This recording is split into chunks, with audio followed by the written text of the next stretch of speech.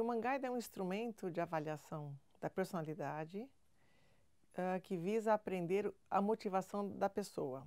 A motivação intrínseca, aquilo que a pessoa está buscando, não uma motivação que vai depender de fatores externos. A gente vai chamar de motivação mais voltada para a relação pessoal. O Human Guide é um teste online destinado para uso no contexto organizacional.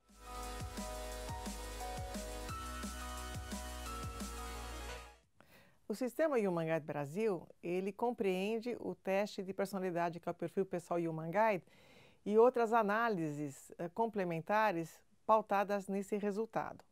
Então, você pode, por exemplo, por meio do perfil pessoal, fazer uma matriz de correlação de duas pessoas, que a gente chama de sinergia dual, para identificar semelhanças e diferenças entre duas pessoas que, eventualmente, podem gerar conflito, mas que também podem ser um fator de complementação num trabalho conjunto. Também é possível você agrupar pessoas e ter um perfil de grupo, como um amálgama das pessoas, sem perder a identificação das características de cada componente do grupo. Então, a gente trabalha com ícones e consegue ter um mapeamento dos recursos disponíveis no grupo que são acessados através da motivação. Como é que é isso? No momento que eu tenho interesse em fazer alguma coisa, no momento que uma certa atividade ou um certo comportamento me serve para que eu atenda às necessidades que eu tenho, eu vou com certeza desenvolver competências que me facilitam o acesso àquilo que eu estou buscando. Então, a motivação ela acaba sendo um favorecedor da aquisição de competências e conhecimentos e habilidades, de uma forma geral. No momento que eu tenho num grupo pessoas com diferentes motivações, eu posso inferir a partir disso que competências estão disponíveis no grupo. E isso ajuda também a dividir as tarefas no grupo. Então, uma pessoa que é mais que tem mais necessidade de comunicação, de trabalhar em equipe, de estar negociando, discutindo, eu vou dar a ela uma atividade talvez mais ligada a treinamento, por exemplo, ela tem que falar, ou na área comercial, ou de contato com pessoas, do que uma pessoa que não tem necessidade de se comunicar e que muito provavelmente vai desenvolver pouco essas habilidades, porque ela não tem necessidade disso, ela fica muito bem sozinha, que poderia estar numa atividade que precisa de mais concentração, como na área contábil, por exemplo.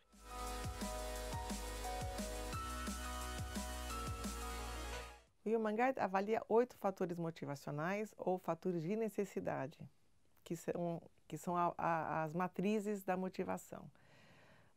O primeiro fator tem a ver com a necessidade de atender, de prestar serviço, tem a ver com empatia e receptividade para o outro, que é muito interessante para carreiras ligadas à área de atendimento ao cliente, de consultoria e assessoria, ou de customização de serviços, área de serviços de uma forma geral.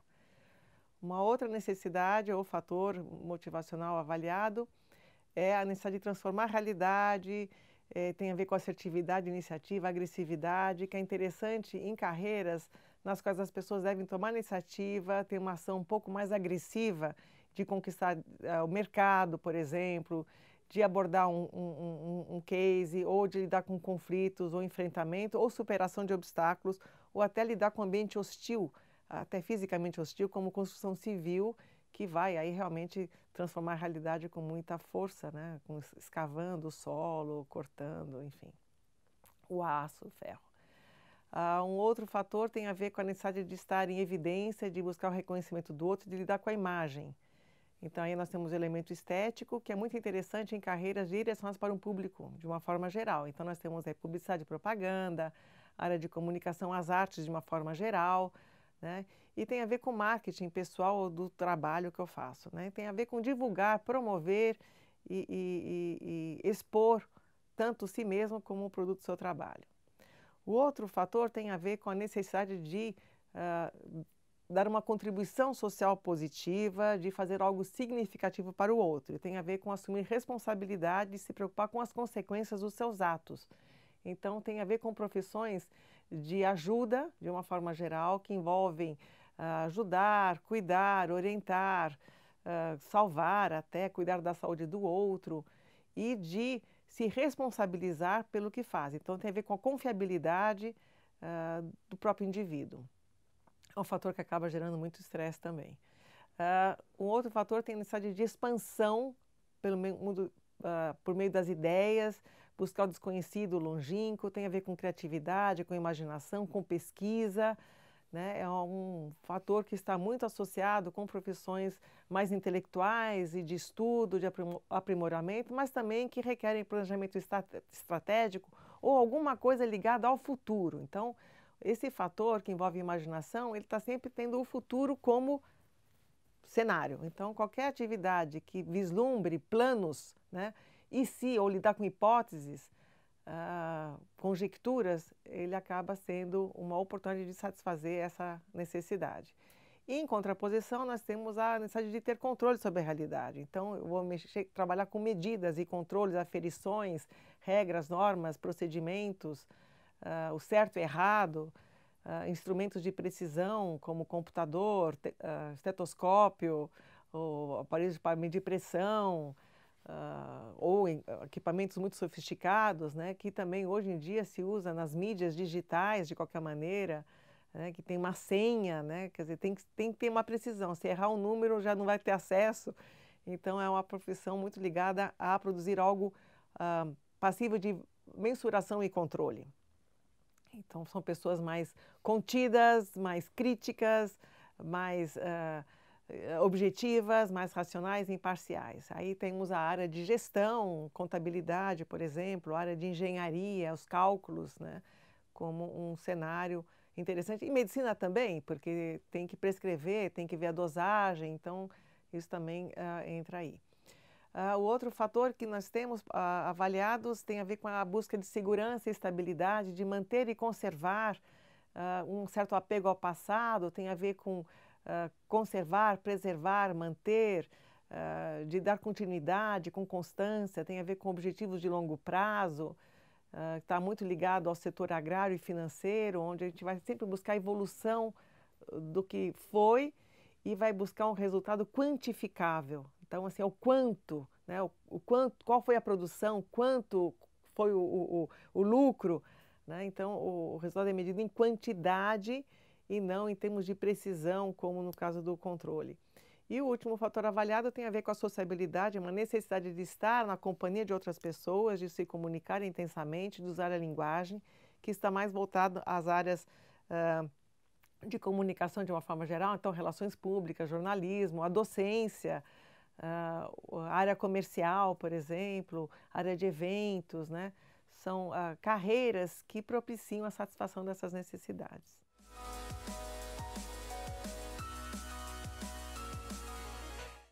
Bom, o Human Guide, ele, antes de mais nada, ele vai fazer um retrato de quem é essa pessoa, que necessidades que ela tem e que contexto profissional seria mais adequado para ela. Então, para a empresa, pode ser interessante ter isso numa fase de contratação para saber se essa pessoa vai ter um perfil condizente com aquilo que vai ser demandado dela. Não só do ponto de vista da tarefa em si, mas principalmente quem serão os seus pares, como é que essa pessoa vai trabalhar dentro daquela equipe e até em relação à cultura da empresa. A cultura no sentido assim, se é uma empresa mais acelerada, ou de mais inovação, de mais conservadora, de mais controle. Uma pessoa que tem uma certa aversão a situações de controle, que precisa de mais autonomia, ela talvez se sinta muito desconfortável numa empresa de muito controle. Então, você por aí só, ao fazer uma contratação errada, pode perder em pouco tempo o talento conquistado.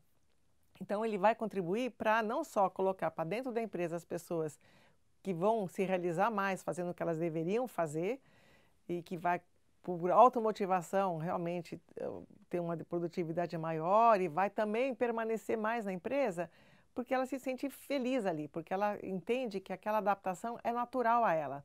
Ela não precisa se forçar a se ajustar àquilo que vai ser exigido dela. Então, o Human Guide contribui para no processo de recrutamento e seleção, na formação de equipes, contribui também para o desenvolvimento do indivíduo, no momento que se identifica algumas áreas que precisariam ser melhor desenvolvidas. Então, mantendo o exemplo da coisa do controle, uma pessoa que tem aversão à atividade de controle, muito provavelmente é uma pessoa não muito organizada, não muito disciplinada, que talvez façam uma gestão não muito adequada do seu tempo. Então, seriam, vamos dizer, competências que ela poderia desenvolver até por um processo de coaching que poderia ser indicado. E para planejar a carreira da pessoa. Então, se eu vejo que a pessoa tem, por exemplo, um aspecto de imaginação muito acentuado, eu poderia propor a ela também uma área mais estratégica e não tanto operacional ou de, enfim, de controle, como eu estava dizendo.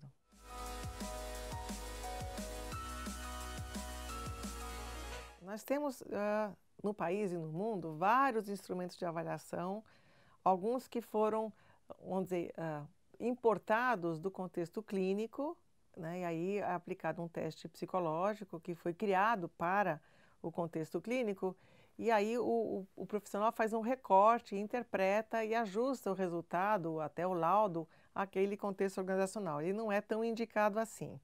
Outros testes já que foram criados para o contexto organizacional, no nosso país, eu não vou dizer todos, mas a grande maioria não tem um estudo de validade e precisão realizado aqui. Eu não vou nem dizer que eles não são adequados ou ruins, não se sabe qual é o nível de validade e precisão e se eles estão realmente adaptados, se essa adaptação para a nossa cultura é adequada. O Human Guide, ele é um teste que nunca existiu em formato lápis e papel. Essa é uma outra diferença, né? A maior parte dos instrumentos tiveram a primeira versão em lápis e papel e a partir daí foi criada uma versão online. O Human Guide nunca existiu no formato lápis e papel. Ele já foi criado no formato online, ele já foi criado no contexto organizacional.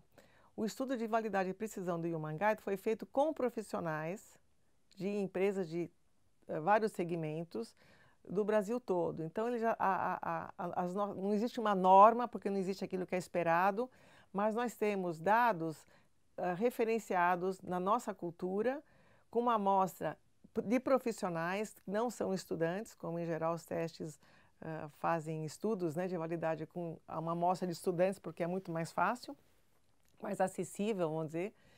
E ele tem mais nuances. Então, os testes que nós temos aí, em geral, trabalham com 4 dimensões ou com 2 eixos polares. Então, você tem aí, e trabalham com tipologias. E você tem como resultado um enquadramento dentro de uma tipologia específica, que nem sempre expressa exatamente o que a pessoa é. Seria mais ou menos como signos, eu vou exagerar um pouquinho. Você tem aí 12 signos, né? E nem todo mundo se enquadra exatamente naquela descrição, né, do que nós temos aí. Então, nas tipologias acontece o mesmo. O Human Guide não tem tipologia. Nós temos 8 fatores, 8 dimensões, e que determinantes das escolhas, não são 8 fatores motivacionais. E o que o resultado vai trazer é o jogo de força entre essas necessidades.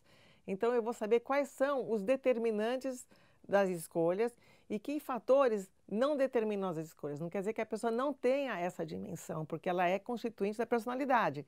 Mas significa que não ter esta dimensão significa que isso não motiva as suas escolhas. Não é um comportamento típico. Então, se eu digo que a pessoa tem contatos atípicos no Human Guide, significa que é uma pessoa que não tem necessidade de se comunicar, de trabalhar em grupo, de buscar o consenso. Uma pessoa que tem contatos típicos é uma pessoa que precisa, gosta de trabalhar com outras pessoas, gosta de se comunicar. A linguagem é um elemento muito importante para essa pessoa, né? É muito sociável, muito aberta, uma pessoa mais informal.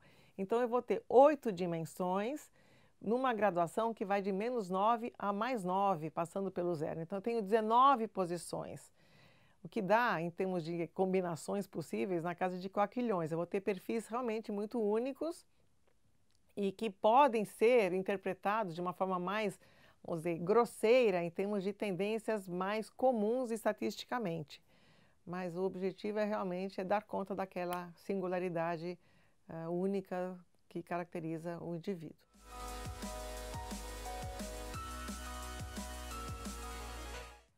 O Human Guide é um teste de personalidade.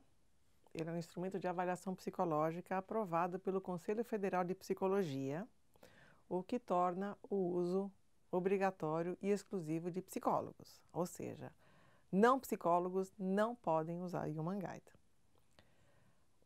Só que apenas ser psicólogo não é garantia de que a pessoa vai poder usar o instrumento. Para que ela possa usar o instrumento, ela deveria fazer uma prova de habilitação. Por que isso? O fato de ser um teste online, que requer apenas o envio de um convite eletrônico e a pessoa responde lá em 10 minutos o teste e depois, ao apertar de um clique, você tem um relatório gerado eletronicamente que é editável. É uma coisa muito mágica, muito confortável para o profissional. Para que ele possa fazer um bom uso, inclusive escrever um laudo adequado, escrever uma conclusão, fazer uma síntese, ele deve conhecer o instrumento, deve saber quais são os conceitos teóricos por trás dele. E aí ele vai ter que estudar o manual. Para que eu possa garantir que o manual seja lido, eu vou ter que fazer uma prova. Então, obrigatoriamente, o profissional ou psicólogo que quiser usar o Human Guide terá que estudar o manual para poder fazer a prova. Uma vez feita a prova online, ele estará habilitado a usar o teste de uma forma bastante simples, com acesso ao sistema e a todos os recursos que ele oferece. E lembrando, o laudo gerado eletronicamente, ele é apenas uma oferta para facilitar o trabalho operacional. Ele não é interpretativo, ele não emite juízo de adequação ou inadequação, e é um laudo editável que deverá sim ser lapidado pelo profissional. E aí o CRP dele é que vai estar assinando embaixo.